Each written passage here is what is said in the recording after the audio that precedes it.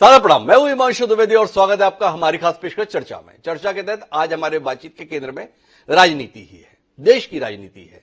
देश अभी अभी गुजरात और हिमाचल के चुनाव परिणामों को लेकर चर्चा में मशगूल है, तो हम भी अपनी चर्चा को इसी पर केंद्रित रखते हैं। गुजरात के संदर्भ में भारतीय जनता पार्टी ने चमत्कारिक प्रदर्शन किया। लगातार 7वीं बार भारतीय जनता पार्टी ने स्पष्ट बहुमत के साथ न केवल सत्ता में वापसी की, बल्कि अब तक के इतिहास की सबसे बड़ी जीत भी हासिल की। अब तक के इतिहास से आशय भाजपा के इतिहास की बात नहीं कर रहे, हम बात कर रहे हैं गुजरात के इतिहास की। तकरीबन 65 साल का गुजरात का जो इतिहास है, उस गुजरात के इतिहास में सबसे बड़ी जीत कांग्रेस पार्टी ने माधव सिंह सोलंकी के नेतृत्व में 1984-85 में हासिल की थी। उस समय पर 149 सीटें कांग्रेस पार्टी को हासिल हुई थी, कुल 182 सीटों में। भारतीय जनता पार्टी ने इस बार वह रिकॉर्ड भी ध्वस्त कर दिया। भूपेंद्र पटेल जैसे एक अनजान चेहरे ने, जो आकस्मिक रूप से 1 साल पहले गुजरात के मुख्यमंत्री बने, उनके नेतृत्व में पार्टी ने 156 सीटें हासिल की। कुल प्रतिशत की दृष्टि से देखा जाए तो यह 86% है। भारतीय जनता पार्टी के इतिहास में किसी भी राज्य में यह सबसे बड़ी जीत है। इससे पहले यह जीत कभी हरियाणा वगैरह में देखने में आती थी, और निकटवर्ती वर्षों की बात करें तो आम आदमी पार्टी ने दिल्ली और पंजाब में इस प्रकार की जीत हासिल की थी। तो अब बार बार यह बूझने की कोशिश की जा रही है कि आखिर यह जीत हासिल कैसे हुई, और इसके उत्तर के संदर्भ में गुजरात फार्मूले को लेकर बात की जा रही है। गुजरात फार्मूला क्या? गुजरात फार्मूले से आशय यह नहीं है कि 26-27 साल से भाजपा ने क्या काम किया। गुजरात फार्मूले से राजनीतिक विश्लेषक और स्वयं भारतीय जनता पार्टी के नेता जो बात कर रहे हैं, वो 1 साल पहले हुई सर्जरी के संदर्भ में बात कर रहे हैं। 21 सितंबर 2021 को अचानक भारतीय जनता पार्टी ने गुजरात में अपने मुख्यमंत्री को बदल दिया। तमाम राज्यों में मुख्यमंत्री तमाम पार्टियां बदलती रहती है, तो गुजरात में भी बदला गया। यह अचंभे की बात नहीं थी। अचंभे की बात यह थी कि विजय रूपाणी के साथ साथ शेष जो 22 मंत्री थे, उन सबको भी घर में बिठा दिया गया, और एक अनजान चेहरे भूपेंद्र पटेल, जो पहली बार के विधायक थे, उन्हें मुख्यमंत्री बना दिया। उनके साथ साथ ही 23 अन्य चेहरे भी मंत्री के तौर पर शामिल किए गए। 24 नए चेहरों के साथ 1 साल तक भाजपा ने वहां काम किया। अमित शाह की रणनीति का उल्लेख होता है, नरेंद्र मोदी की मेहनत का उल्लेख होता है, नरेंद्र मोदी के कद का उल्लेख होता है, और इसके साथ में एक फार्मूला निकलता है जिसे गुजरात फार्मूला कहा जाता है। इस गुजरात फार्मूले के तहत 182 सीटों में भारतीय जनता पार्टी जब मैदान में उतरती है तो 103 नए चेहरों के साथ उतरती है। अर्थात 182 सीटों पे जो पिछली बार चुनाव लड़े थे 2017 में, उनमें से 130 सीटों पर बिल्कुल नए चेहरे आए। जो नए मंत्री बनाए गए थे, उनमें से भी 5 मंत्रियों के टिकट काट दिए जाते हैं, और जब परिणाम आता है तो परिणाम सामने है कि 182 में से 156 सीटें भारतीय जनता पार्टी जीतती है। जिन नए 20 लोगों को टिकट दिया गया था, उनमें से 19 चुनाव जीतने में कामयाब रहते हैं। केवल एक मंत्री ऐसा रहा जो चुनाव जीतने में नाकामयाब रहा। तो अब भूपेंद्र यादव, जो गुजरात के प्रभारी थे, वो बोल रहे हैं कि गुजरात फार्मूला देश के बाकी राज्यों में भी भाजपा लागू करने में विचार कर सकती है। भारतीय जनता पार्टी के एक और बड़े नेता हैं, मध्य प्रदेश से ताल्लुक रखते हैं, कैलाश विजयवर्गीय। वो सीधे तौर पर कह रहे हैं कि गुजरात फार्मूला पूरे देश में लागू होना चाहिए। अब इन्होंने तो कह दिया गुजरात फार्मूला पूरे देश में लागू होना चाहिए, लेकिन इसके चलते भाजपा शासित तमाम राज्यों के मुख्यमंत्री और मंत्रियों की नींद उड़ी हुई है।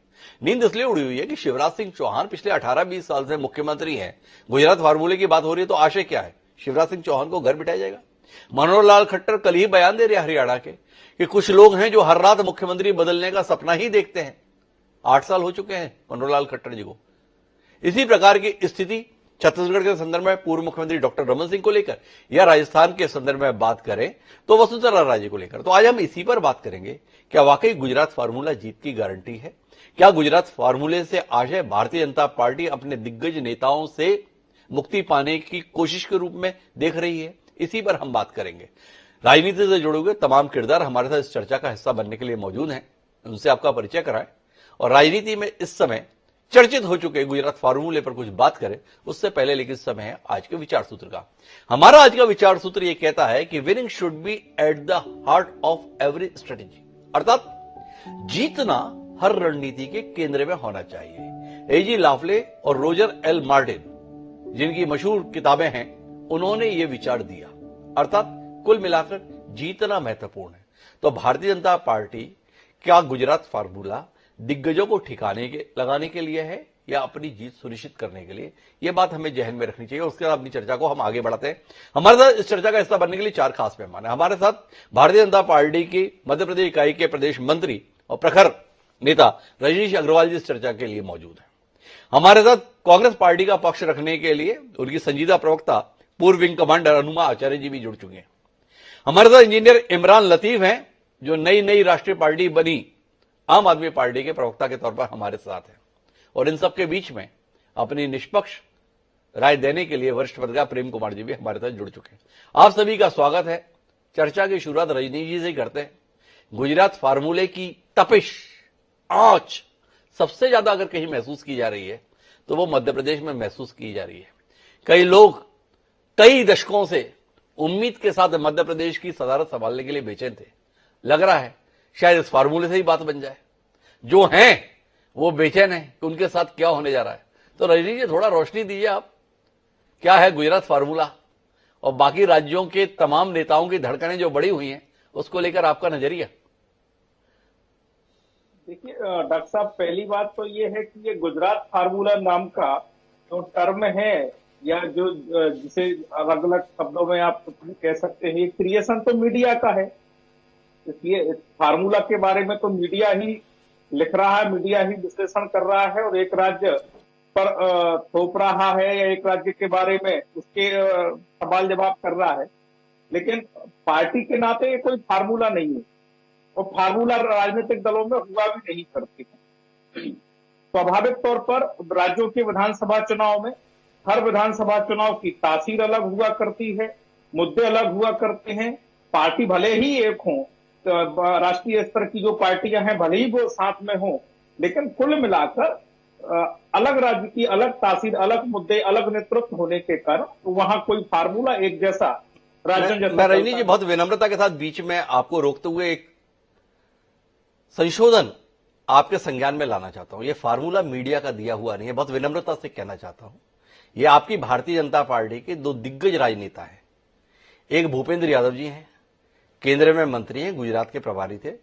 उनका स्पष्ट तौर पर बयान है गुजरात फार्मूला देश के बाकी राज्यों में भी लागू हो सकता है। एक तो ये, और एक आपके भी बड़े सम्माननीय है, आपके भी बड़े पसंदीदा है, नाम है उनका कैलाश विजयवर्गीय। मध्य प्रदेश ही नहीं, देश के भी बहुत बड़े नेता है, भारतीय जनता पार्टी के राष्ट्रीय महासचिव है।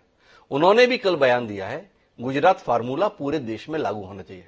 तो भारतीय जनता पार्टी के 2 दिग्गज नेता जो जिम्मेदार पदों पर है, उन्होंने फार्मूले शब्द का इस्तेमाल किया है। तो क्या वो मीडिया का हिस्सा है या अपने नेताओं की बात का कोई मान सम्मान करने का आपका मन नहीं है? जैसा भी हो, आपका नजरिया है, पर केवल आपके संज्ञान में लाया कि आपकी पार्टी के 2 दिग्गज नेताओं ने, जिनका हम बहुत सम्मान करते हैं, उन्होंने ये बात कही है। देखिए उन्होंने किस संदर्भ में और किस सवाल के जवाब में कहा, मैं नहीं कह सकता, क्योंकि गुजरात का विकास का मॉडल के संदर्भ में भी कई प्रकार के प्रश्न पूछे जाते हैं। गुजरात के चुनाव प्रचार का मॉडल के बारे में भी पूछे जाते हैं। तो फार्मूला को लेकर क्या संदर्भ था, क्या बात थी, मैं नहीं कह सकता। वहां संगठन का भी एक अपना फार्मूला रहा है, पेज प्रमुख बनाना, मकानों के प्रमुख बनाना, तमाम प्रकार से पन्ना समिति में घर दर घर बंटवारा काम का करना, तो यह भी एक फार्मूला रहा है। तो केवल प्रत्याशियों का चयन या मुख्यमंत्री को हटाकर मंत्रिमंडल का पुनर्गठन, ये सब आपका अगर आशा है तो वो बिल्कुल अलग है। इसलिए मैंने कहा कि ये संदर्भ के साथ में बात करेंगे तो उचित। जी ये रह लीजिए। तो चलिए इसी पर कुछ रोशनी दीजिए। ये पार्टी ने जनता को मौका नहीं दिया घर बिठाने का, खुद ही घर बिठा दिए। विजय रूपाणी जी भी और 22 मंत्री भी। पहले मंत्री पद से घर बिठाए और मुख्यमंत्री पद से घर बिठाए, बाद में विधायकी के लायक भी उनको नहीं समझा गया और सबके टिकट काट दिए गए। थोड़ा रोशनी दीजिए। चमत्कारिक जीत मिली है। क्या लगता है कि अन्य राज्यों में भी यह फार्मूला कारगर रहेगा? क्योंकि हिमाचल में जैसी विफलता मिली, ऐसा दिग्विजयी अभियान चल रहा था, कहां बीच में खलल पड़ गया। हारे थे उपचुनाव में, फिर भी बदले नहीं जयराम ठाकुर को, जनता ने बदल दिया। तो कौन से रास्ते पे जाना चाहेगी भाजपा? जनता पर छोड़ेगी या खुद ही फैसला करेगी? डॉक्टर साहब, ये तय करने का काम राजनीतिक दल के नाते हमारे नेतृत्व का है ना। हमें तो जानना चाहा भाई। हिमाचल की परिस्थितियां, हिमाचल के मुद्दे, हिमाचल की तमाम प्रकार की संभावनाएं अलग थी। हारे जीते अलग प्रश्न है। हम 1% कम अंतर से वहां सरकार खो दिए, जी तो वहां अलग बहस का कारण हो सकते हैं। लेकिन जो मैं पहले कह रहा था वही बात आपने कह दी जी कि हर राज्य के मुद्दे, हर राज्य की तासीर, निर्णय उसके अनुसार तय हुआ करते हैं। वही तो मैं कह रहा हूं। दूसरा, हमने अगर किसी मुख्यमंत्री के बारे में विधायक दल ने निर्णय किया, रूपाणी जी को बदल दिया, या पार्लियामेंट्री बोर्ड ने निर्णय किया, तो असंवैधानिक काम कर दिया। और प्रत्याशी तय करना किसी आगामी चुनाव के मद्देनजर होता है कि परमानेंट हो जाता है। किसी को एक प्रत्याशी बना दिया तो आगे जितने भी चुनाव होंगे प्रत्याशी वही होगा। नहीं, थोड़ा मैं समझ नहीं पा रहा, थोड़ा रोशनी दे। आप किस बात से बेचैन हैं? हम तो सराहना कर रहे हैं आपकी पार्टी की, क्या कमाल की रणनीति है और उस रणनीति के चलते क्या चमत्कारिक सफलता है। आप किस बात से डरे हुए हैं? आपको लग रहा है ये फार्मूला अगर बाकी राज्यों में लागू हो गया तो आपके बाकी मित्रों का क्या होगा, इसलिए डरे हुए हैं? हम तो आपकी पार्टी की रणनीति और उससे मिलने वाली सफलता पर बात कर रहे हैं। आप इतने सहम क्यों रहे हैं? आप इसको लेकर खारिज क्यों कर रहे हैं? रणनीति फार्मूला नहीं हुआ करती डॉक्टर साहब जी, ये रणनीति फार्मूला नहीं हुआ करती है, राजनीति है। राजनीति में मैं फार्मूला बताता हूं रजनी जी, जब आप तर्क ही कर रहे हैं। छत्तीसगढ़ में बुरी तरीके से हारी भारतीय जनता पार्टी 2018 के चुनाव में। प्रधानमंत्री मोदी जी ने भरी बैठक में फैसला लिया लोकसभा चुनाव के संदर्भ में, छत्तीसगढ़ में जनता बड़े स्तर पर हमसे नाराज है, सब बदल दो। सारे सांसदों के टिकट काट दिए और साथ साथ फैसला यह भी लिया कि पिछली बार जो चुनाव लड़े उनमें से ना तो उनको टिकट देंगे न उनके परिजनों को टिकट देंगे। सारे नए चेहरे आए, वो चेहरे आए जिनको पार्टी विधानसभा के लायक नहीं समझती थी। कमाल हो गया, 11 सीटें थी छत्तीसगढ़ में, 9 सीटें जीत गई भारतीय जनता पार्टी। नगर निगम का संदर्भ आया, दिल्ली नगर निगम का, करप्शन को लेकर तमाम बातें थी। भारतीय जनता पार्टी ने छोड़ा, कौन जनता को इस संदर्भ में सिरदर्द मोल ले, अपन ही बदल देते हैं। सारे पार्षदों के टिकट काट दिए, आप देखती रह गई और आप आ गए भारतीय जनता पार्टी के रूप में। असम के संदर्भ में बात कर रहे हैं, सर्बानंद सोनोवाल पार्टी ने कतई नहीं कहा कि हम इनको जीतने के बाद मुख्यमंत्री बनाएंगे और बदल दिया, हेमंत बिस्वा शर्मा आ गए, साफ था। गुजरात के संदर्भ में चमत्कारिक नतीजा है, हिमाचल के संदर्भ में चमत्कारिक विफलता है। तो इसलिए देखा जा रहा है कि भारतीय जनता पार्टी क्या कमाल की दृष्टि रखती है, किस प्रकार का क्रियान्वयन करती है, किस प्रकार की सफलता लाती है। मैं पहली बार देख रहा हूं कि भाजपा की सफलता को लेकर भाजपा का इतना प्रखर नेता इतना ज्यादा संयमित तरीके से बोलना चाह रहा है कि नहीं चाह रहा कि नहीं इस फार्मूले को आप सराहो, नहीं इस फार्मूले का। अरे फार्मूला क्या होता है? फार्मूला वह होता है जो हमेशा सफलता दे। अभी तक देखने में आ रहा है कि भाजपा का फार्मूला सफल हो रहा है। जहां इस फार्मूले को अप्लाई किया जाता है सफलता उसके परिणाम के रूप में आती है। क्यों डर रहे हैं इतना? फार्मूला नहीं, अलग अलग प्रकार की रणनीति। जहां तक आप नेतृत्व बदलने की बात कर रहे हैं, भारतीय जनता पार्टी वो पार्टी है जो पहले अपना जो राष्ट्रीय अध्यक्ष से लेकर नीचे स्थानीय समिति के अध्यक्ष तक 3 साल में उनको रिपीट नहीं करती थी। बाद में संविधान में संशोधन हुआ तो एक साथ 2 कार्यकाल हो सकते हैं, तीसरा कार्यकाल नहीं हो सकता। ये एकलौती पार्टी है भारतीय जनता पार्टी, ऐसा नियम किसी पार्टी में नहीं है। एक परंपरा भारतीय जनता पार्टी में है कि राज्यसभा का सांसद लगातार 2 बार तो हम तय कर सकते हैं, तीसरे बार नहीं करते। ये तय परंपरा है। इसलिए क्या बात कर रहे हैं? अरुण जेटली को भूल गए आप, रविशंकर प्रसाद को भूल गए। लाइन लगी हुई है राज्यसभा में 4 टर्म 5 टर्म वालों की। क्या बात कर रहे हैं रजनी जी? मेरा आप थोड़ा और विचार कीजिएगा क्योंकि मुझे हनुमान जी के पास जाना है। रजनी जी इंकार कर रहे हैं, नहीं ये फार्मूला नहीं है। हनुमान जी क्या दिख रहा है आपको? फार्मूला तो है, सफलता की गारंटी भी है, लेकिन इस फार्मूले के अप्लाई होने से वर्तमान में जो लोग कुर्सियों पर बैठे हुए हैं उनके भविष्य पे अंधकार दिख रहा है। पार्टी का भविष्य तो उज्जवल है, पर जो व्यक्ति हैं उन्हें अपना भविष्य अंधकार में दिख रहा है, इसलिए फार्मूले के तौर पर स्वीकारने में दिक्कत है। क्या कहती हैं आप? देखिए, मध्य प्रदेश एक ऐसा राज्य है जहां बीजेपी वो नहीं करती गुजरात में किया, क्योंकि गुजरात में लोगों के आत्मसम्मान को, गर्वी गुजरात को जोड़ दिया। प्रधानमंत्री हैं तो गुजरात से हैं, गृह मंत्री हैं तो गुजरात से हैं, तो वो फॉर्मूला एक तो मध्य प्रदेश में चलेगा नहीं। दूसरी चीज, अगर हम भारतीय जनता पार्टी को ही देखें, केवल उसकी तरफ ही देखें, तो एक नेता शिवराज सिंह चौहान की तो लोगों में पैठ है, लेकिन बाकी जो हैं, जैसे जो एक बहुत अपने आप को दावेदार बनाने की कोशिश कर रहे हैं नरोत्तम मिश्र, अगर हम उनकी तरफ देखें तो वो इस तरह की भाषा बोलते हैं कि वो सबको समावेशी नहीं लगती। वो एक थोड़े से पॉश किस्म के गुंडे जैसी भाषा बोलते हैं कई बार, और उनको जब हम बोलते सुनते हैं तो बड़ा दुख होता है कि इस तरह की भाषा बोलने वाला व्यक्ति वहां का गृह मंत्री है। तो कुल मिला के ये कि जो गुजरात में चला वो वहां नहीं चलेगा। भूपेंद्र यादव एक बहुत बड़े जोड़ तोड़ में माहिर और बहुत, जिसको आप ये कह सकते हैं कि राजनीति के सारी बिसाते वही तय करते हैं। मैं उनको गुजरात से जानती हूँ पिछले बार के। तो मैंने देखा कि वो सब करने के बावजूद भी एक बात तो याद रखिएगा हिमांशु जी कि ये लोकतंत्र है। मैं मानती हूं कि चुनाव ही इसका लिटमस टेस्ट होते हैं और दूसरी पार्टियां, कांग्रेस भी चुनाव हार रही है। लेकिन एक तरफ ये भी तो हम देखें कि न केवल जनता वेंटिलेटर पे है, अर्थव्यवस्था वेंटिलेटर पे है, लोकतंत्र वेंटिलेटर पे है। क्वालिफाई करती हूं मैंने क्यों कहा। देखिए, जनता इस तरह से वेंटिलेटर पे है कि उसके सपने दिखना बंद हो गए हैं।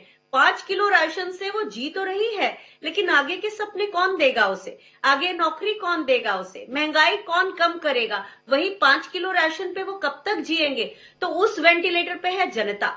लोकतंत्र ऐसे वेंटिलेटर पे है कि जिसमें सांसद खरीद लिए जाते हैं, विधायक खरीद लिए जाते हैं, और जो खरीदे जाते हैं मैं उनको भी दोष देती हूं, लेकिन जो खरीद रहा है उसे ज्यादा दोष इसलिए देती हूं कि उसके पास धन बल है। वो सत्ता का लालच दिखाता है और वो नहीं चलता तो डर दिखाता है। तो लोकतंत्र इस तरह से वेंटिलेटर पर है। अर्थव्यवस्था हम जानते ही हैं, इसमें कुछ कहने की बात नहीं है। रुपया गिर रहा है और हमारा आयात बढ़ रहा है, निर्यात कम हो रहा है, बजट घाटा बढ़ता जा रहा है। तो ये सारी चीजें। और मुझे एक ईमानदारी से बात बताइए, आप गुजरात फार्मूले से डर तो नहीं रही हैं? जो भारतीय राष्ट्रीय कांग्रेस के तमाम नेता इन चर्चाओं का हिस्सा बनकर शिवराज सिंह चौहान और उनकी सरकार की विफलता की तमाम कहानियां हमें सुनाया करते थे, उसी पार्टी से ताल्लुक रखने वाले अनुमा आचार्य कह रही है कि शिवराज सिंह चौहान ठीक है।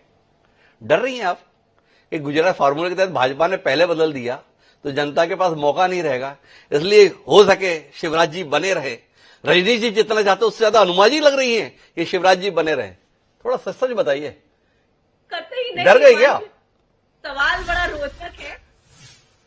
लेकिन मैं किसी से कोई नहीं डर रही हूं और मैं अपने मध्य प्रदेश के लोगों को जानती हूं थोड़ा बहुत। तो आप तो मध्य प्रदेश के लोग, अरे तो भाई केवल एक नरोत्तम मिश्रा ही थोड़ी है, संजीदा तौर पे बात करने वाले नरेंद्र सिंह तोमर हैं। क्या उनके लहजे से भी आपको परेशानी होती है?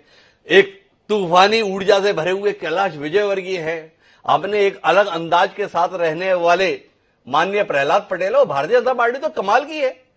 जब गुजरात में पहली बार के व्यक्ति को अगर वह मुख्यमंत्री बना सकती है, तो मध्य प्रदेश में भी पहली बार के विधायक जैसे तो तमाम लोग मौजूद हैं और हो सकता है बड़ा प्रयोग करते हैं, जो विधायक नहीं है वो भी मुख्यमंत्री जाए। हम रजनी जी को लेकर भी बड़ी उम्मीद करते हैं।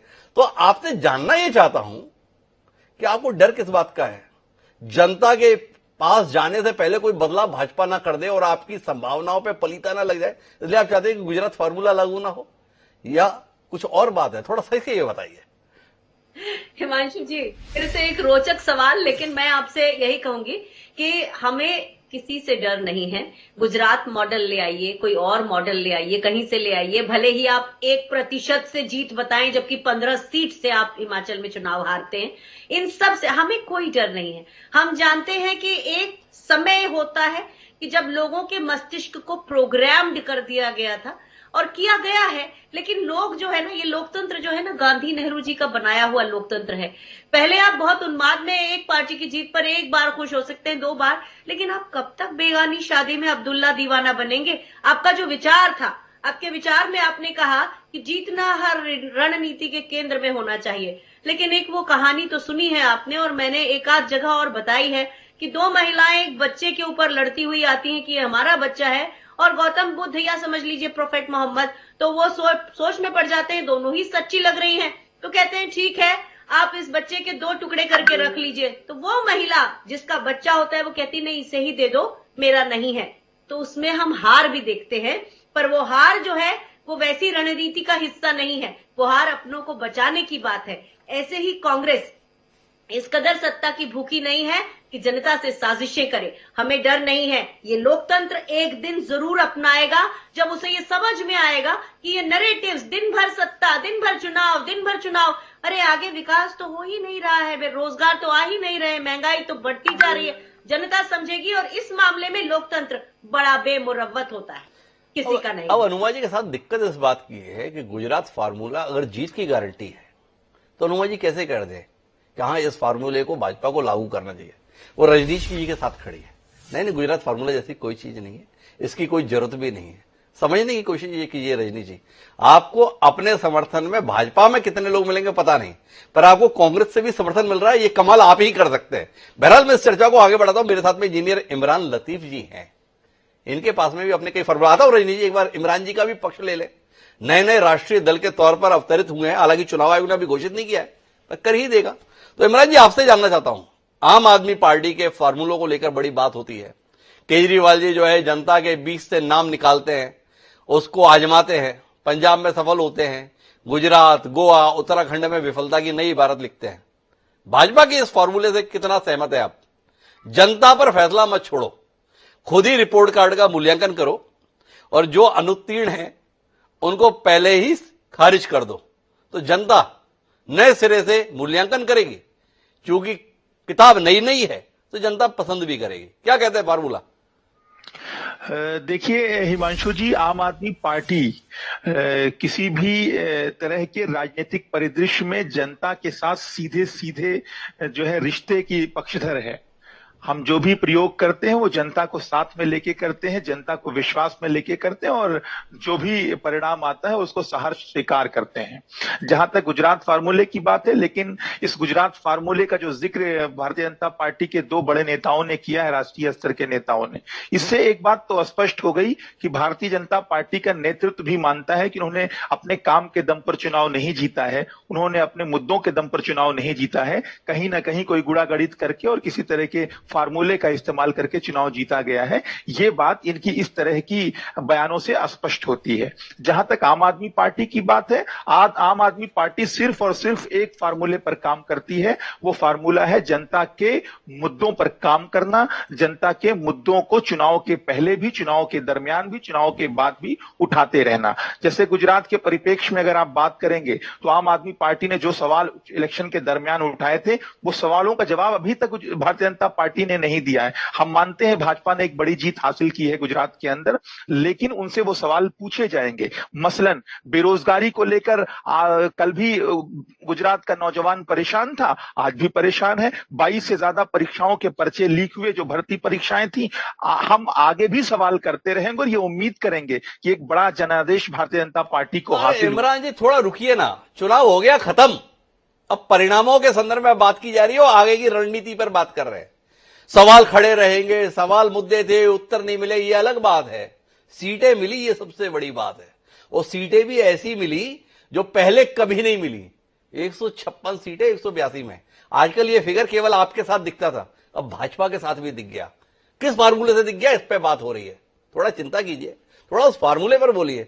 अब गुजरात का चुनाव खत्म हो चुका, हम मध्य प्रदेश, राजस्थान, छत्तीसगढ़, कर्नाटक में जब बात करेंगे तब मुद्दों पे बात करेंगे। अभी फार्मूले पे बात करते हैं। थोड़ा सोचिए। बिल्कुल, ये भारतीय जनता पार्टी ने 182 सीटों में से 130 सीटों पर जनता को मौका ही नहीं दिया कि वो बताए ये लोग कैसे हैं। पार्टी ने खुद ही कह दिया ये लोग ठीक नहीं है, इन्हें हमने घर बिठा दिया, इसलिए नए लोगों को मौका दिए। इस साहस पर या इस कुटिलता पर, जैसा आप समझे, कुछ रोशनी दीजिए। कैसा लगा ये फॉर्मूला? ये बहुत अच्छा फार्मूला है जी। अगर वास्तव में जी बहुत अच्छा फार्मूला है। मैं चाहूंगा कि इसको गुजरात के बाहर दूसरे राज्यों में भी लागू किया जाए। बिल्कुल दिल खोल कर लागू करके देखें। मध्य प्रदेश में लागू करके देख लें, एक बार हरियाणा में लागू करके देख लें, उत्तर प्रदेश के अंदर लागू करके देख लें। हम स्वागत करते हैं। मैं चाहता हूं कि अगर यही फार्मूला है, इस तरह के बदलाव करने में वाकई अगर भारतीय जनता पार्टी 56 इंची सीना लेके आगे बढ़ती है, तो मैं चाहूंगा कि पूरे देश के अंदर इसका प्रयोग किया जाए और उसके परिणाम देखे जाएं। दिल्ली के अंदर कौन सा फार्मूला प्रयोग किया था 2015 में, 2020 में और अब 2022 के एमसीडी चुनाव में? पंजाब के अंदर कौन सा फार्मूला भारतीय जनता मैं बता दूं ना इमरान लतीफ जी, 2017 में प्रयोग किया था भारतीय जनता पार्टी ने दिल्ली में नगर निगम चुनाव में। सारे पार्षदों की टिकट काट दी थी। और जिस आम आदमी पार्टी ने 2015 में एक तरफा जीत हासिल की थी, 70 सीटों में से 67 सीटें पानी मांग गई थी इसी दिल्ली में 2 साल के अंदर। ऐसा फार्मूला है ये, हंसने की बात नहीं है, मीमांसा की बात है। रजनी जी की पार्टी कमाल करती है। रजनी जी तो इसलिए डरे हुए हैं अभी कि उनके यार दोस्त सब महत्वपूर्ण जगहों पर फार्मूला चल गया, सारे के सारे घर बैठ जाएंगे। पर आप विचार कीजिए, आपको मौका मिलेगा कि नहीं मिलेगा अगर ये फार्मूला चल गया? थोड़ा इसमें बताइए। मैं तो कह रहा हूं कि मैं बिल्कुल चाह रहा हूं कि अब तो आगे भी स्पष्ट दिख रहा है कि राष्ट्रीय पटल पर जो भी मुकाबला होना है वो भारतीय जनता पार्टी के बीच में और आम आदमी पार्टी के बीच में होना है। जो भी जंग होनी है रणनीतिक तौर पे वो आम आदमी पार्टी और भारतीय जनता पार्टी के बीच में होनी है। फार्मूला बनाने के मामले में आम आदमी पार्टी भी भारतीय जनता पार्टी से कहीं पीछे नहीं रहती है। तो मैं बार बार कह रहा हूं कि जो फार्मूला गुजरात के अंदर प्रयोग में लाए हैं उसको पूरे देश के अंदर लागू करें, उत्तर प्रदेश के अंदर लागू ये है चातुर्य। बोले गुजरात में फार्मूला लागू किया, भाजपा को फायदा हुआ, पर साथ में आपको भी तो फायदा हुआ। नुकसान तो केवल कांग्रेस को हुआ है। इसलिए इमरान जी बहुत इच्छुक हैं, इसे बाकी राज्यों में भी लागू कर दीजिए, कांग्रेस का काम लग जाएगा, हमारा काम बन जाएगा। नतीजा है, अपना अपना आकलन है। अब मैं आता हूं प्रेम कुमार जी के पास में। और प्रेम कुमार जी, अब आप निर्मम तरीके से बताइए, इस फार्मूले के संदर्भ में, इस फार्मूले के सफल होने के संदर्भ में क्या आप इत्तेफाक नहीं रखते हैं कि भारतीय जनता पार्टी ने एंटी इनकम्बेंसी का तोड़ निकाल लिया है? स्वयं ही खारिज कर दो अपने ही गढ़ी हुई मूर्तियों को और नई मूर्तियों की प्राण प्रतिष्ठा कर दो। जनता का भाव बना रहेगा, मंदिर भव्य है, मूर्तियां बदलती रहे, काम चलता रहेगा, श्रद्धा बनी रहेगी। क्या कहते हैं? जी हिमांशु जी, गुजरात फॉर्मूला का अपने अपने तरीके से महत्व है और अब तक कुछ बातें साफ भी हुई हैं जी। पर गुजरात फॉर्मूला देखिए ये भी है कि पहले चुनाव से पहले कांग्रेस के 16 विधायकों को तोड़कर बीजेपी में शामिल कर लो, ये भी गुजरात फॉर्मूला है। हार्दिक पटेल और दूसरे नेता अल्पेश ठाकुर जैसे नेताओं को अपने साथ जोड़ लो, ये भी फॉर्मूला है। और इसके अलावा ईडी, सीबीआई, इन तरह की चीजों का इस्तेमाल करना जो थोड़ा गुजरात में बहुत पहले हुआ, बाद में चुनाव के दौरान तो नहीं दिखा, वो भी एक फॉर्मूला है। आपको याद होगा हार्दिक पटेल पर तो देशद्रोह का मुकदमा था, वो सारी चीजें हैं। इसके अलावा चुनाव के दौरान अपनी पार्टी के भीतर सारे कैबिनेट बदल दीजिए, विधायकों की टिकट काट लीजिए, इस तरह की चीजें, यानी दो तरीके से ये फार्मूला काम करता है। एक तो विपक्ष के ऊपर आक्रमण और दूसरा अपनी ही पार्टी के भीतर आक्रमण। और गुजरात फॉर्मूला की जो तासीर है ना, वो तासीर नरेंद्र मोदी जी और अमित शाह जी के इर्द गिर्द घूमती है। या गुजराती द्वारा पूरे देश पर लागू किया जाने वाला फॉर्मूला माना जाए, या कांग्रेस का जो आला कमान है, अध्यक्ष से ऊपर का नरेंद्र मोदी जी और अमित शाह की पार्टी, उनके द्वारा पूरे देश में क्या माना जाए, ये भी एक देखने सोचने की बात है। अब आप ही कह रहे थे हिमांशु जी के गुजरात में अब तक की सबसे बड़ी जीत मिली है भारतीय जनता पार्टी को, लेकिन नरेंद्र मोदी जी तो के हिसाब से अगर देखें तो ये सबसे बड़ी जीत नहीं है, क्योंकि नरेंद्र मोदी जी तो प्रतिशत पकड़ते हैं। 0.9% वोटों का अंतर जो हिमाचल में उन्होंने पकड़ा, तो ऐसा अगर गुजरात में देखें तो गुजरात में तो कांग्रेस का जो रिकॉर्ड है वो 55.55% वोटों का रिकॉर्ड है। उस हिसाब से ये सबसे बड़ी ऐतिहासिक जीत नहीं हुई, अब भी इंतजार करना होगा। सीटों के टर्म में अगर आप देखें तो निश्चित रूप से गुजरात में बड़ी जीत हुई है, लेकिन सीटों का टर्म बीजेपी खुद हिमाचल में मानने को तैयार नहीं। वैसे मैंने इस विषय पर थोड़ा आर्टिकल भी लिखा है और अध्ययन भी किया प्रतिशत वाले फॉर्मूले पर, तो मैंने पाया कि पिछले चुनाव में कांग्रेस को जो वोट मिला और इस बार जो वोट मिला वो लगभग 3.25 लाख का फर्क है, और बीजेपी को जो वोट मिला वो करीब 35-36 हजार घट गए, उसके वोट अब कांग्रेस के बढ़ गए। दोनों को जोड़े तो 3 लाख से ज्यादा का जो वोट फर्क आया, वो है वास्तव में चमत्कार जो गुजरात में सत्ता परिवर्तन हुआ। वो फिर सिर्फ 0.9 में नहीं दिखता है, ये प्रतिशत फिर बढ़ जाता है। ये 3 लाख से ज्यादा वोट है जो कि कांग्रेस ने मेकअप भी किया और फिर बीजेपी के करीब पहुंची। लेकिन इसको इस रूप में बोलना कि प्रेम कुमार जी, हिमाचल फॉर्मूले पे बात नहीं हो रही। हिमाचल में जिद के साथ जयराम ठाकुर को बनाए रखने का नतीजा तो देख ही रहे हैं। इसीलिए तो बात चल रही है कि भाई कौन सा फार्मूला, 2 फार्मूले हैं, एक हिमाचल का और दूसरा गुजरात का। हिमाचल का फार्मूला यह कहता है कि अपनी पार्टी के नेताओं के साथ बने रहो, हार के बावजूद भी उनके प्रति संरक्षण का भाव रखो, जनता के स्तर पर फैसला जाने दो। जनता ने फैसला सुना दिया, 0.9 का है, 3 लाख का है, वो अलग बात है। दूसरा फार्मूला है गुजरात का, जनता तक बात जाने ही मत दो, अपने स्तर पर ही मूल्यांकन करके घर बिठाने का काम कर दो। वो फार्मूला काम करता हुआ दिख रहा है, अतीत के उदाहरण भी है, गुजरात में उसे और व्यापक स्वरूप में किया गया। तो आपसे ये जानना चाहते हैं कि क्या भाजपा, जो अपने आप को जीत का पर्याय बनाना चाहती है, अब इस फार्मूले को अन्य राज्यों में भी लागू करेगी? क्योंकि पार्टी के तमाम बड़े नेता ऐसा बोल रहे हैं, और अगर वो ऐसा बोल रहे हैं तो क्या माने शिवराज सिंह चौहान, वसुंधरा राजे, डॉक्टर रमन सिंह, इन सबके भविष्य पर संकट है। भाजपा का भविष्य उज्जवल है, पर भाजपा के इन कद्दावर चेहरों के भविष्य को लेकर एक आशंका गहरा गई है गुजरात की सफलता के चलते। इस पर बात करनी है, जिसको लेकर अनुमा जी भी बेचैन है। अरे इन लोगों को अगर पार्टी निपटा देगी तो हम लोग क्या करेंगे? इस पर कुछ कहिए। जी हिमांशु जी, ये जो गुजरात फॉर्मूला अभी हम विश्लेषण कर रहे हैं, इस फॉर्मूले को तो बीजेपी बहुत पहले से लागू करने की कोशिश करती रही है। आपने उदाहरण भी दिया था एमसीडी चुनाव का, पिछले बार का। आप राजस्थान का चुनाव पिछले बार देख लीजिए, वहां तो वसुंधरा तेरी खैर नहीं वाला नारा खुद भारतीय जनता पार्टी के नेताओं ने लगाया था अपने नेतृत्व के समर्थन में। तो ये कोशिशें तो बहुत पहले से होती रही कि वो फॉर्मूला अप्लाई किया जाए, लेकिन गुजरात में सबसे शक्तिशाली नेतृत्व वहां दिखा, शक्ति का दमखम दिखा। ये दम जो है उत्तर प्रदेश में नहीं दिखता है, वरना हम सबको पता है कि योगी आदित्यनाथ जी का सब्स्टिट्यूट या उनको हटाकर चुनाव लड़ने के लिए कितनी सारी कवायदें हुई, लेकिन वो अंततः परवान नहीं चढ़ सकी। तो इसलिए, क्योंकि योगी आदित्यनाथ जी को योगी आदित्यनाथ जी और विजय रूपाणी में बहुत फर्क है। तीन मुख्यमंत्री बदल दिए जाते हैं उत्तराखंड में और दूसरे प्रदेशों में। कोशिश तो बीजेपी का नेतृत्व हमेशा यही करता है कि गुजरात फॉर्मूला ही पूरे देश का फॉर्मूला बन जाए, लेकिन इसको चुनौती सबसे ज्यादा भारतीय जनता पार्टी के भीतर से ही मिलती है। चुनौती भारतीय जनता पार्टी के भीतर से ही मिलती है। तो अब वापस रजनी जी के पास आता हूं। रजनी जी, फार्मूले को खारिज करते हैं, अपने नेता के साथ रहिए। विजय रूपाणी के संदर्भ में हम क्यों ध्यान दें? प्रेम कुमार जी बता रहे हैं योगी आदित्यनाथ पर ध्यान दीजिए, तो क्या माने हम? शिवराज सिंह चौहान को तीरथ सिंह रावत माने, वीरेंद्र सिंह रावत माने, विजय रूपाणी माने, आनंदीबेन पटेल माने, या योगी आदित्यनाथ माने? किस तरीके से माने जिसके आधार पर आप आश्वस्त रहे? नहीं, यहां जरूरत नहीं है। देखिए, प्रेम कुमार जी का अपना एजेंडा विश्लेषण का हो सकता है, उनके तर्क भी मैं देख रहा था, तर्क से भरे हुए। वो एक तरफ खड़े होकर चीजों को देखने के आदी हैं, वो जाने, उनकी मर्जी, उनका विश्लेषण है।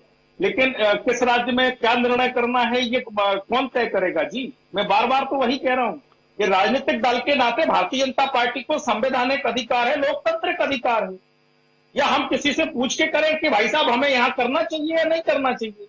आपने हिमाचल का उदाहरण दिया, दोनों एक साथ चुनाव हुए, गुजरात में चुनाव हुए, तो क्या कोई फार्मूला दोनों जगह एक जैसा अपनाया गया है क्या?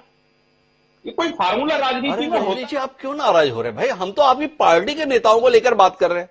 भूपेंद्र यादव जी बहुत बड़े नेता है, तमाम राज्यों के चुनाव प्रभारी रहते हैं और कमाल का प्रदर्शन करते हैं, केंद्र में मंत्री भी हैं। उन्होंने ही बयान दिया है, आप चाहें तो मैं स्क्रीन पे चलवा देता हूं। उन्होंने बयान किया, उन्होंने कहा कि इस फॉर्मूले को दूसरे राज्यों में भी लागू किया जा सकता है। दूसरे राज्य कौन से? अभी जो चुनाव होने हैं उनमें कर्नाटक है, जिस राज्य में आप बैठे हैं मध्य प्रदेश है, जहां बड़ी मुश्किल से सरकार में आप, छत्तीसगढ़ है जहां बुरी तरीके से बाहर है आप, राजस्थान है वहां से भी बुरी तरीके से बाहर है आप। तो कुल मिलाकर भूपेंद्र यादव जी के बयान ने हमारी चिंताएं बढ़ा दी, सोचने पर मजबूर कर दी। कैलाश जी उन्होंने तो सीधे तौर पर कह दिया पूरे देश में लागू होना चाहिए। तो पूरे देश में कैलाश जी कह रहे हैं, इतने बड़े नेता है तो मध्य प्रदेश में तो लागू करा ही लेंगे ऐसी उम्मीद कर रहे हैं। तो इसलिए आपसे बात कर रहे हैं। तो हम ना तो अनुमा जी पर बात कर रहे हैं, प्रेम कुमार जी को तो आपने कह दिया एक पक्ष से खड़े होकर देखते हैं तो वो जाने, उनकी बात जाने, पर अपनी पार्टी के नेताओं की बात तो आप जानेंगे ना रजनी जी। उनके समर्थन में आप जैसे मजबूत नेता को खड़े होते हुए तो हम लोग देखेंगे। तो थोड़ा रोशनी दीजिए। एक तरफ हिमाचल है, एक तरफ गुजरात है, तो हम यही तो पूछ रहे हैं हिमाचल पर जाएंगे या गुजरात पर जाएंगे? इस बार रोशनी दीजिए ना रजनी जी। नहीं, मुझे लगता है डॉक्टर साहब ये दूसरी बार आप प्रश्न पूछ रहे हैं, या तो आपको अपने मनमाफ से उत्तर चाहिए जो आपको मिल नहीं रहा है। मैंने इसी दोनों नेताओं के संदर्भ में उत्तर दिया था। और ना हम हिमाचल पर जाएंगे, ना हम गुजरात पर जाएंगे, हम मध्य प्रदेश पर रहेंगे जी। और ये हम तय करेंगे, कोई व्यक्ति विशेष तय नहीं करेगा। भारतीय जनता पार्टी का नेतृत्व तय करेगा, हमारा सिस्टम तय करेगा जी। तो प्रेम कुमार जी को अच्छा लगे तो ठीक है, ना लगे तो ठीक है जी। और चुनाव 2023 में आने दीजिए। सामूहिक तौर पर हमारी चुनाव समिति बैठती है, कुछ पैरामीटर्स बनाती है, उसको लेकर रिकमेंडेशन केंद्रीय चुनाव समिति को करती है। केंद्रीय चुनाव समिति तय करती है। पिछले बार भी 2018 में कुछ फार्मूला, जैसे आप शब्द दे रहे हैं, ऐसे कुछ नियम मापदंड हमने तय किए थे। लेकिन मैं फिर कहता हूं हिमांशु जी, राजनीति में कोई फार्मूला नहीं होता, और ये राज्य दर राज्य एक ही फार्मूला पर कोई राजनीति, कोई चुनाव नहीं चला करता। इसलिए आप किसी फ्रेम में लेकर हर राज्य को तलाशने की कोशिश या देखने की कोशिश मत करिए, ये संभव नहीं है। मैं फिर दोहराता हूं, यहाँ की नेतृत्व का और मध्य प्रदेश का कल्ट अलग है, सोच अलग है, पद्धति अलग है, कार्यकर्ताओं का निर्माण अलग है। ये बहुत अलग राज्य है। यहाँ राजनीतिक सद्भावना बाइपोलर भले ही सिस्टम रहा हो या छोटी छोटी सी पॉलिटिकल पार्टी दूसरी भी है, मैं डिटेल में जाना नहीं चाहता, लेकिन ये हमें तय करने दीजिए जी, और लोकतांत्रिक ढंग से मध्य प्रदेश के अनुसार तय करने दीजिए, और समय आने पर हम मीडिया के साथ में उसका खुलासा करेंगे ही। मध्य प्रदेश अलग राज्य, इससे किसको इंकार है, पर भारतीय जनता पार्टी जैसा दूसरा कोई राजनीतिक दल नहीं है, इस पर भी किसी को ऐतराज नहीं है। राष्ट्रीय नेतृत्व का इतना दमखम, रातों रात किसी भी व्यक्ति को बिठा दे और किसी भी व्यक्ति को हटा दे और कोई चूंकि आवाज भी ना निकले, ऐसा केवल और केवल भारतीय जनता पार्टी में ही देखने को मिलता है रजनीश जी। किसी और पार्टी में तो हम ये उम्मीद नहीं कर पाते। तो इसीलिए इस सवाल के साथ में लोग हैं, और बात केवल मध्य प्रदेश के संदर्भ में नहीं है, अब छत्तीसगढ़ में भी परिवर्तन का बयार बह रही है। अचानक पता चला विश्व आदिवासी दिवस था और आदिवासी प्रदेशाध्यक्ष पार्टी ने बदल दी। ये साहस केवल भाजपा कर सकती है और किसी में दम नहीं है। राष्ट्रीय अध्यक्ष जेपी नड्डा अपने राष्ट्रीय अध्यक्ष बनने के 2.5 साल बाद छत्तीसगढ़ आए थे, और जिस दिन वो छत्तीसगढ़ आए उसी दिन पार्टी ने अपनी छत्तीसगढ़ प्रभारी, पार्टी के राष्ट्रीय महासचिव पुरेंद्रश्री देवी को यहां से हटा दिया। ये कमाल भी भाजपा ही कर सकती है। तो इसलिए आपसे जानना चाह रहे हैं कि गुजरात में जिस प्रकार की प्रचंड जीत आपको हासिल हुई है, जिस प्रकार का कमाल आपने किया है, तो उसके चलते लोग इस आशंका के साथ है, बाकी राजनीतिक दल डरे हुए हैं कि भाजपा कब क्या कर दे, भरोसा नहीं है। तो इन राज्यों के संदर्भ में कुछ उम्मीद रखें रजनीश जी, नहीं रखें, इस पर रोशनी दीजिए। आपकी पार्टी कब क्या कमाल कर दे, क्या साहस का प्रदर्शन कर दे, कौन जान सकता है, इसलिए आपसे सवाल है। नहीं, बिल्कुल कमल का कमाल तो है ही, और ये संगठन की शक्ति है, हमारा कैडर है कि हम उस कैडर के बिना पर संगठन के हित में और व्यापक हित में निर्णय लेते हैं, और लेते रहे हैं, लेते रहेंगे। मैं फिर कहता हूं, जैसे आप नकारने का काम कर रहे थे, कि ये वही पार्टी है कि अपने राष्ट्रीय अध्यक्ष के लगातार 2 कार्यकाल के बाद में तीसरा कार्यकाल नहीं देने वाला संविधान में नियम बनाई। ये वही पार्टी है जो लगातार 2 बार से ज्यादा राज्यसभा में नहीं रखती। तो ये आप अपने ढंग से देखने का काम करिए, लेकिन ये पार्टी लोकतांत्रिक है, कार्यकर्ताओं को अधिकतम मौका देने के पक्षधर है। हम वंश के आधार पर चलने वाली पार्टी नहीं है। और मैंने कहा कि हमारे कुछ पक्ष में सोचने वाले होंगे, कुछ विपक्ष में सोचने वाले। क्या रजनीश जी तथ्यों को सुनना नहीं चाहते अपनी यही ऐसी पार्टी है, अरे यही ऐसी पार्टी है जिसने नियम बनाया था कि एक बार के बाद दूसरा टर्म नहीं दिया जाएगा। नितिन गडकरी जी के लिए इस टर्म को बदला गया, यह तय किया गया है कि एक के बाद दूसरा टर्म भी दिया जाएगा। पर यही पार्टी है जिस व्यक्ति के लिए नियम को बदला गया उसी को दूसरा टर्म नहीं मिला। पूर्ति घोटाले के संदर्भ में नामों को रचकर और जिस प्रकार से नितिन गडकरी जैसे एक कद्दावर नेता को बीच में खत्म कर दिया गया, उसका भी देश गवाह है। तो यही पार्टी है कि जो आप दलील दे रहे हैं ना रजनी जी, व्यक्ति के लिए नियम बदले गए थे और वो व्यक्ति को वो पद दोबारा नहीं मिला। ये कमाल भी देश की राजनीति में हमने देखा था। जी रजनी जी, कुछ तथ्यों में गलती हो गई मेरे से? बिल्कुल गलती है, क्योंकि इस देश की राजनीति में व्यक्ति के परिप्रेक्ष्य में, व्यक्ति के संदर्भ में देखने की आदत डाल दी गई है। तो कई बार हम सब्जेक्टिव ही सोचते रहते हैं, ऑब्जेक्टिव सोच ही नहीं पाते। ये दिक्कत है। आपने व्यक्ति के अनुसार सोचा तो आपको केंद्र में नितिन गडकरी जी दिखे। आपने पार्टी के दृष्टिकोण में सोचा होता तो आपको भर पार्टी। तो आप मुझे तथ्यों की दृष्टि से करेक्ट करें। इस कार्यक्रम में पूरी जिम्मेदारी के साथ कहता हूं रजनी अग्रवाल जी, क्या नितिन गडकरी को दूसरा कार्यकाल देने के लिए उसी कालखंड में संशोधन नहीं किया गया था पार्टी के द्वारा?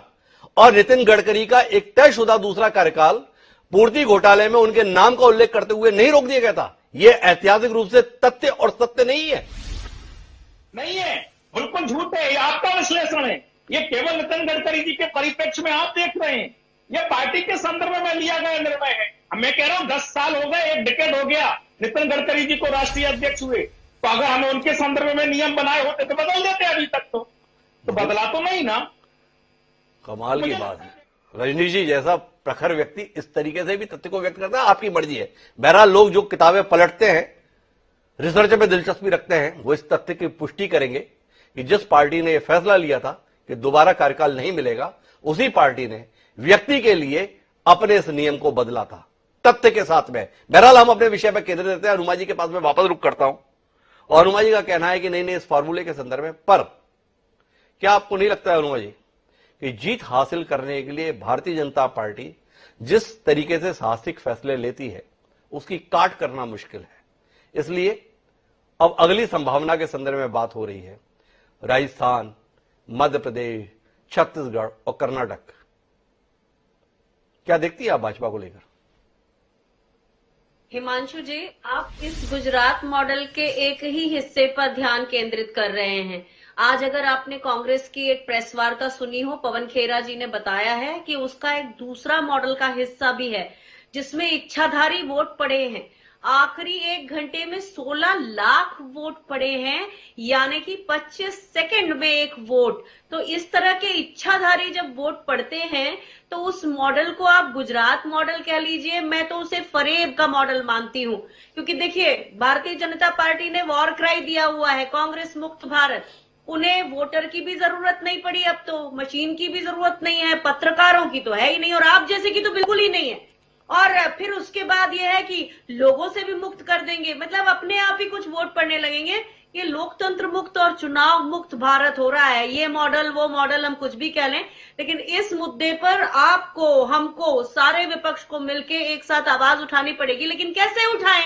अभी हमने देखा कि एक टीम बी के कहने लगे कि सारी जगह कर दो तो उसका फायदा उन्हें होगा, और इतने बड़े बड़े बोल बोलना शुरू कर दिया। तो इतना बड़ा बोल कोई कैसे बोल सकता है, जबकि उसी गुजरात में अभी उनके चुनाव में खाता खुला है और एक देशव्यापी पार्टी बन गई, राष्ट्रीय पार्टी बन गई, उसकी बधाई। लेकिन इतना ज्यादा कॉन्फिडेंस कहां से आता है? ये तो तभी आएगा ना जब आपका अंदर घालमेल चल रहा हो, अच्छे से आपका हाथ बंधा हुआ हो। तो एक तो ये बात है।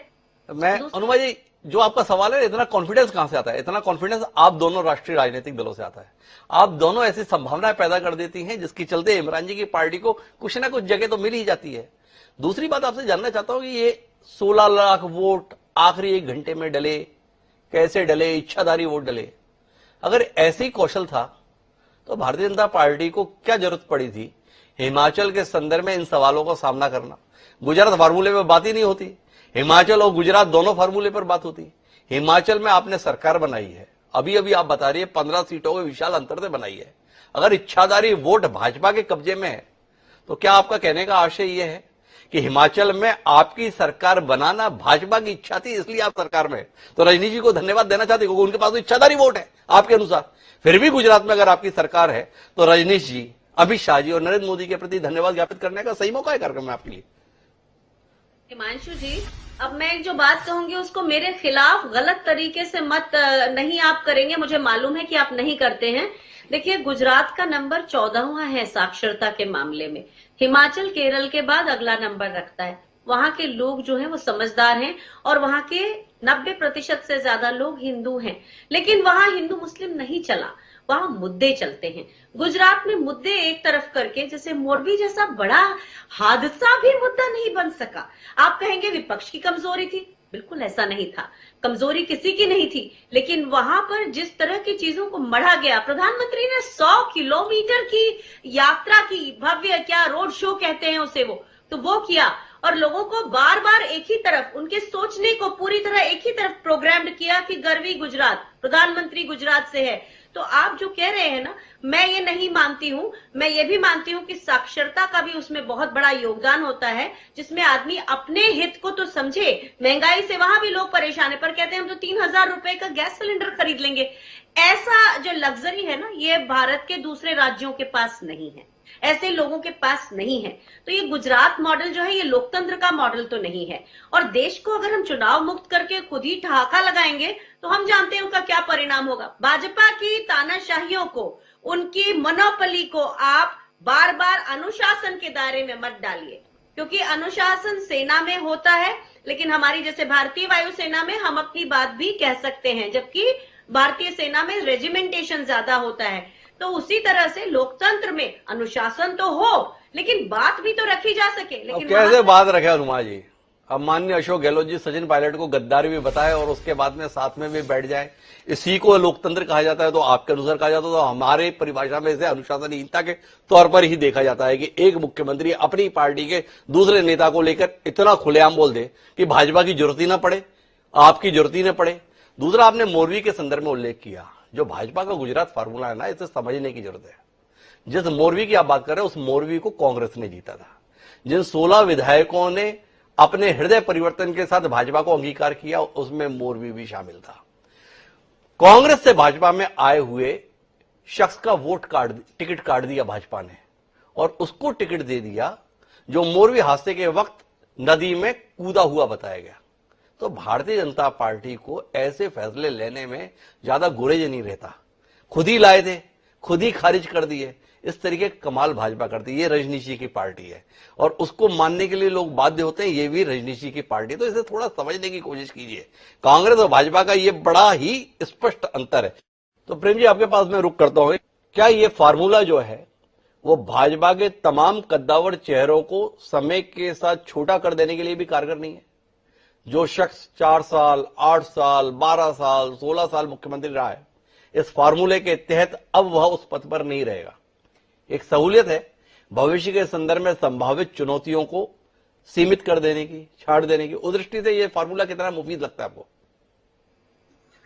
जी, मुझे ये लगता है कि 2023 में जो 9 राज्यों के चुनाव होने हैं, उसको ध्यान में रख करके ये पार्टी की अंदरूनी बात है, जिसमें ये कुछ लोगों को सूट कर सकता है, कुछ लोगों को सूट नहीं कर सकता है।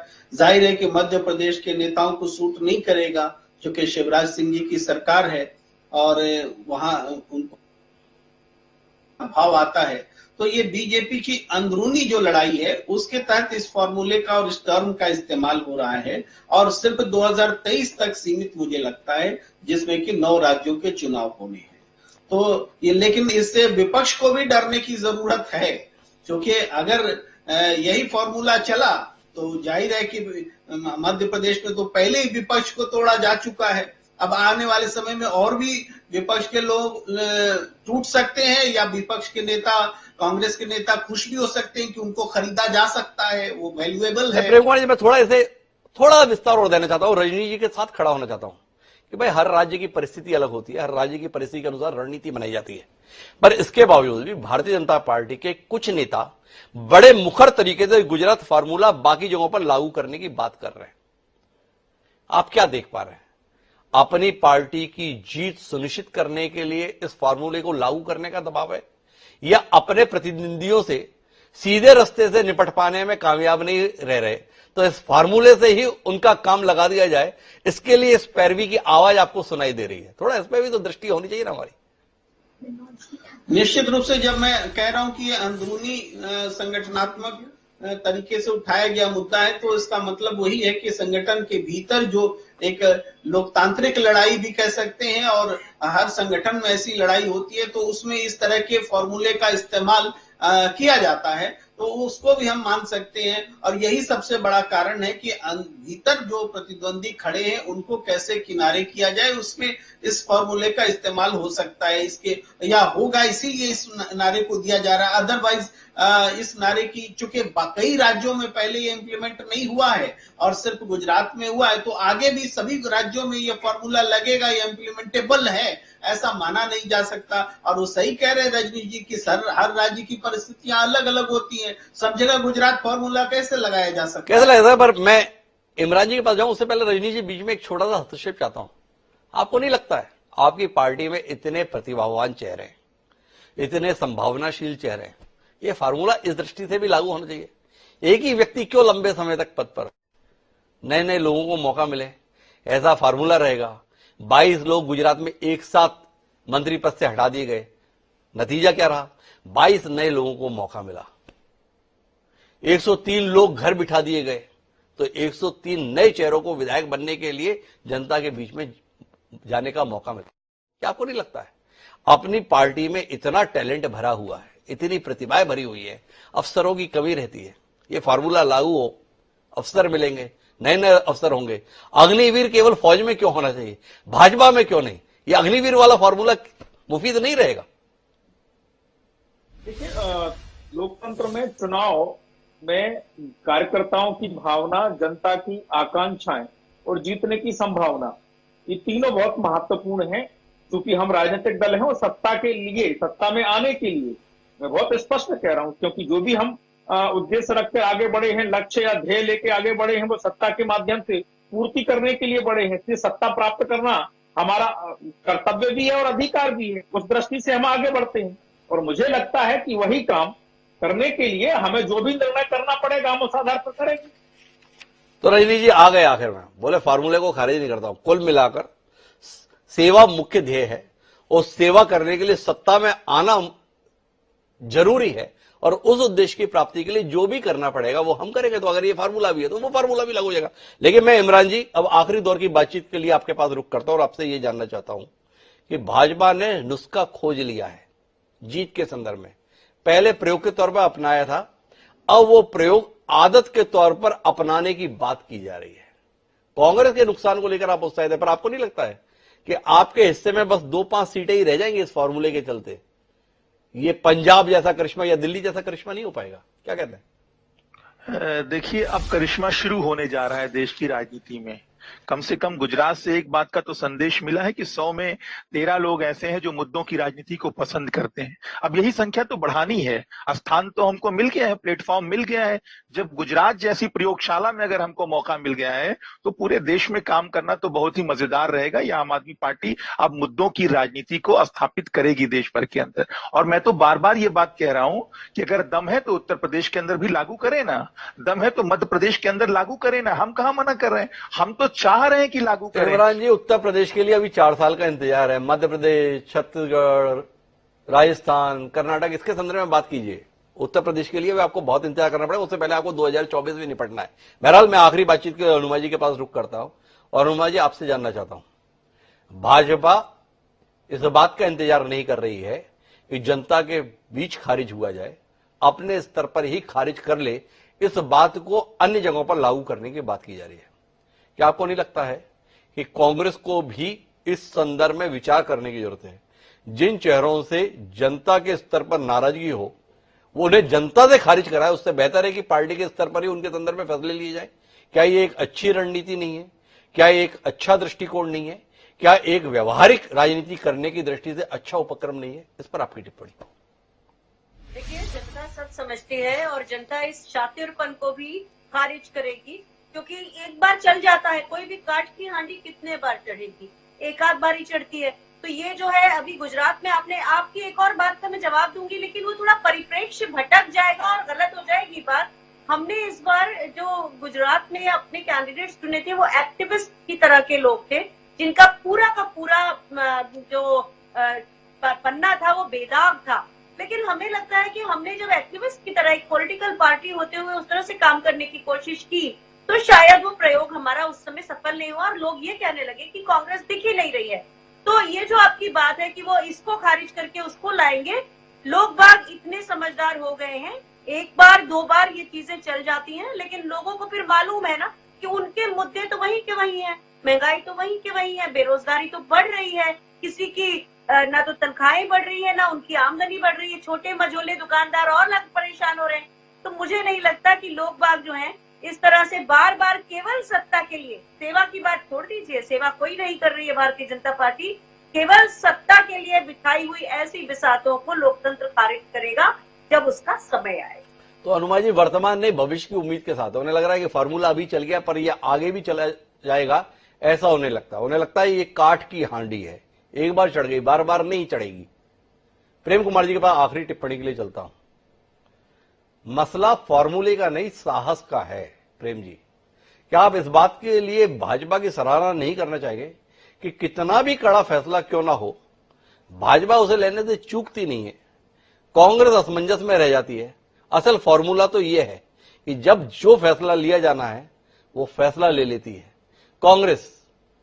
माननीय प्रभारी जी पहुंचते हैं राजस्थान, बैठक बुलाते हैं, बैठक में कोई विधायक नहीं आता है, बेरंग वापस लौटते हैं, अपना इस्तीफा तक दे देते हैं, पर किसी पे कोई कार्रवाई नहीं होती। एक तरफ वो पार्टी है, एक वो पार्टी है जो सीधे तौर पर फैसला लेती है और उसे अमल में होते हुए हम सब देखते हैं। क्या कहते हैं आप? आखिरी टिप्पणी। फार्मूला दरअसल अपने निर्णय को क्रियान्वित कराने का है, बाकी कुछ नहीं। जी हिमांशु जी, देखिए ये फैसला तो निश्चित रूप से नेतृत्व का ऐसा फैसला है जो इम्प्लीमेंट होता है, नेतृत्व खुश होता है कि उनकी जो रणनीति है उसके हिसाब से चीजें हुई। लेकिन कोई भी लोकतंत्र का जो प्रेमी होगा वो किसी भी पार्टी में, चाहे कांग्रेस हो चाहे बीजेपी हो, और पूरे देश के हिसाब से भी वो लोकतंत्र को के हिसाब से फैसले होते देखना चाहेगा। किसी पार्टी में अंदरूनी लोकतंत्र खत्म हो रहा है तो उसकी वो सराहना नहीं कर सकता। तो इस हिसाब से देखें तो नेतृत्व का जो ये फॉर्मूला है बीजेपी के अंदरूनी लोकतंत्र को कुचलता है कि गुजरात में पूरी कैबिनेट एक साथ बदल दी जाए, ये फैसला सही हो सकता है। वो उसके बाद वो चुनाव भी जीत गए, उसको उससे जोड़ा जा सकता है। चुनाव जीतने के तो बहुत कारण होते हैं, उसमें ये एक कारण भी बताया जा सकता है, लेकिन इन फैसलों की तरफदारी नहीं की जा सकती। उसी तरीके से कांग्रेस का भी जो आपने उदाहरण रखा वो सही बात है कि डेमोक्रेसी अनुशासनहीनता का नाम नहीं हो सकता, या वो किसी को कुछ भी बोलने के लिए और करने के लिए इजाजत दे दी जाए और नेतृत्व कुछ कर ही नहीं पा रहा है। ये भी एक परस्पर विरोधी दूसरा उदाहरण है जहां पर भी लोकतंत्र का कोई मजबूत होता नजर नहीं आ रहा है, वहां भी लोकतंत्र की चिंता बनी हुई है। इस हिसाब से देखा जाए तो ये फार्मूले का इस्तेमाल जो है, चाहे गुजरात फार्मूला बोला जा रहा है, ये इस्तेमाल एक सफलता की आड़ में दरअसल अलोकतांत्रिक चीजों को थोपने का प्रयास है। तो प्रेम कुमार जी एक अलग नजरिए के साथ में उनका कहना है कि पार्टियां सफल हो रही हैं इस फॉर्मूले से, लेकिन लोकतंत्र के स्तर पर इसे ठीक नहीं कहा जा सकता। लेकिन लोकतंत्र है क्या? लोकतंत्र में कुल मिलाकर जनता की इच्छा सर्वोपरि है, और जनता की इच्छा लगातार यह बताती है कि भारतीय जनता पार्टी के द्वारा अपनाई गई रणनीति कुल मिलाकर जनता को भा रही है। तभी तो उसके हिस्से में अधिकांश जगहों पर बहुमत आता है। हिमाचल जैसे अपवाद होते हैं, पर अधिकांश जगह पर भाजपा इन दिनों सफलता की पटकथा लिख रही है। अब इस पटकथा के संदर्भ में, जैसे फिल्मों में फार्मूला एक समय पे चलता था कि कुछ इस प्रकार का समीकरण बना दो फिल्म हिट हो जाएगी, भाजपा के संदर्भ में उसके तमाम डायरेक्टर बता रहे हैं कि यह फार्मूला सुपरहिट है। देखें आने वाले समय में भी यही फार्मूला चलेगा या कुछ अलग तरीके से पार्टी काम करती हुई दिखेगी। पर इतना तय है, अभी गुजरात विजय से उन तमाम भाजपा नेताओं की बातें खिल गई हैं जो अपने अपने राज्यों में परिवर्तन की आस रखे हुए हैं। उन्हें लगता है इस तरीके से नहीं तो इस तरीके से सही परिवर्तन हो जाएगा। देखें भाजपा आगे क्या करती है। सभी मेहमानों को बहुत बहुत धन्यवाद हमारे साथ चर्चा का हिस्सा बनने के लिए। समय है अब आज के शेर का। भाजपा को समर्पित हमारा आज का शेर है। लोग जिस भी दृष्टि से देखें, पर भाजपा की जीत अचंभित तो करती है। जिस तरीके से वह रणनीति बनाते हैं और जिस तरीके की सफलता गुजरात में हासिल करके दिखाई है, उसको ही समर्पित हमारा आज का शेर ये कहता है कि अपना जमाना आप बनाते हैं अहले दिल, अपना जमाना आप बनाते हैं अहले दिल, हम वो नहीं कि क्या कमाल का शेर लिखा था। नरेंद्र मोदी और अमित शाह की जोड़ी इस शेर को आजकल क्रियान्वित करने में लगी है। देखें देश के तमाम विरोधी दल इस कमाल को कब रोक पाते हैं। आपकी भी दिलचस्पी हो, हमारी भी दिलचस्पी। बहरहाल अब समय आपसे याद लेने का, तो मुझे दीजिए याद, कल फिर मिलते हैं नए विषय के साथ। तब तक के लिए सदा प्रणाम।